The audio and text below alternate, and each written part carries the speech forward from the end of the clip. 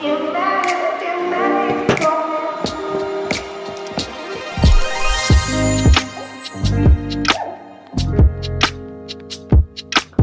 happening, guys? Welcome back to another video. Today I'm talking about the 35mm 1.8 Sony lens versus the 24mm 1.4 G Master, but with the 24mm being in crop mode. So what that means is it's a 1.5 times crop, which is making this lens about 36-37 millimeters. It looks more like about the 37mm end when I put them side by side. Nevertheless, it's close enough that you could use this lens as a 35mm in crop mode. So essentially, the reason why I'm making this video is because I quite often use crop mode with the A7R Mark III. All I do is have the function button set up here with C2, and then when I punch that button, it just automatically crops into APS-C mode. Now, in my previous video, I had a lot of comments saying it's exactly the same as cropping later, and that's exactly right. It is exactly the same as cropping in later in Lightroom or something like that. Now, the main reason I do it, and especially with weddings, cropping later in post-production takes a whole lot more time, and it just at least doubles your editing time from my experience.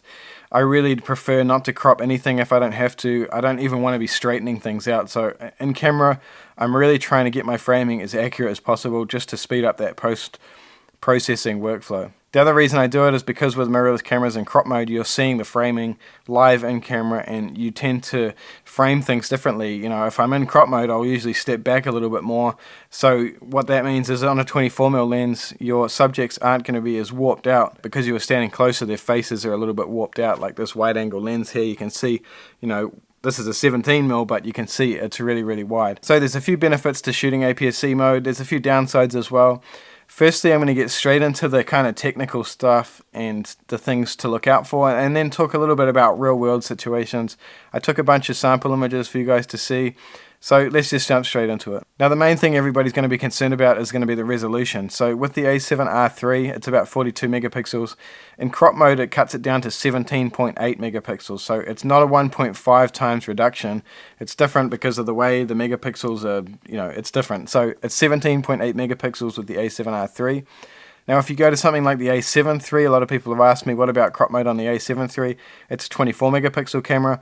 If you're using crop mode on that one, it comes down to 10.6 megapixels. So in most situations, I think even 10.6 megapixel images are fine. You know, I was shooting professionally back with Nikon on the D700, and that camera was 12 megapixels, and I never had any complaints with that. Now, the main issue you have with that is that clients' expectations are growing just as technology is. So back in the day, 12 megapixels was fine because that's what pretty much everybody was using. Nowadays, everybody's more or less on 24 megapixels or higher, sometimes much higher. So 10 megapixels is really quite low compared to all those sort of cameras. But at the end of the day, they're still going to print really well, even in 10 megapixels. And for online media, like social media, you know, sharing online and your website galleries, it's really not going to matter at all. So it's totally up to you. You are going to get obviously more detail with the more megapixels you have, even when you export at a lower resolution. It's kind of like shooting in 6K and exporting in 4K. You're still going to get a sharper image because you're compressing that file. Now, one of the other things you need to watch out for is things like noise and chromatic aberration and flaws in your lenses are going to be more noticeable because you're essentially zooming into a standard image 1.5 times. It's not that you have more noise or you have more chromatic aberration or your lens is worse.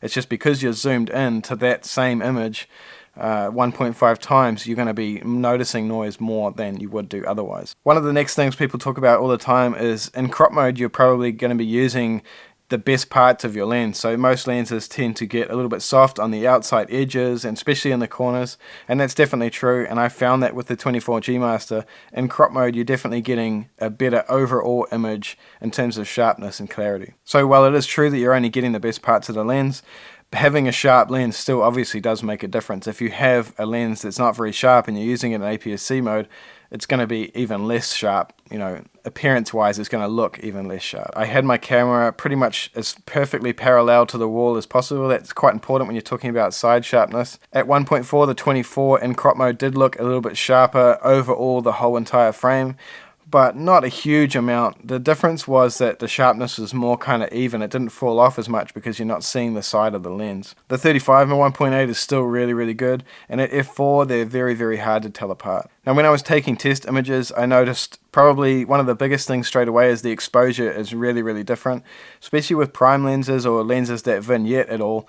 I found that the 24mm in crop mode was about a full stop brighter than the 35mm in standard full frame mode. That's because the 35mm and the 24mm wide open do vignette a bit, but in crop mode you're not seeing the vignette with the 24mm, so you can underexpose by about a full stop. But when you have a look at these images side by side, the 24mm I taken down about 0.8 to a stop darker, and I put the lens corrections on with the 35mm 1.8 and left them off with the 24mm, and then they came about right. Correcting the vignetting on the 35mm 1.8 and just leaving it alone on the 24mm just kind of even things out a little bit.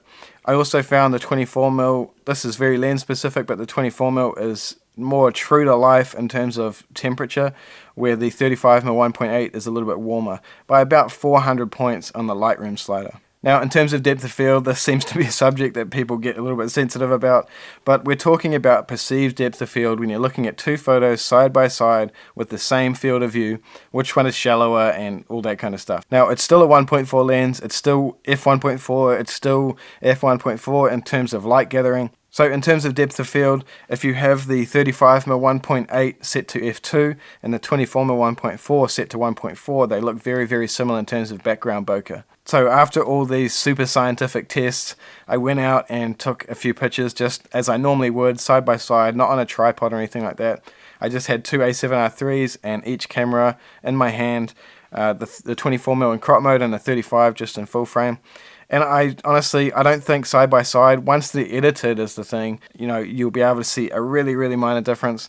But overall, if you were just going out to take photos and you wanted to use the 24mm in crop mode, you're going to be really happy with the images. And with the A7R III, I think 18 megapixels, 17.8, it's really enough for most stuff, and it's still going to print really nicely. For me, I do like the kind of natural vignetting that a prime lens has wide open, so I would tend to add that back a little bit if possible, but it's more editing time.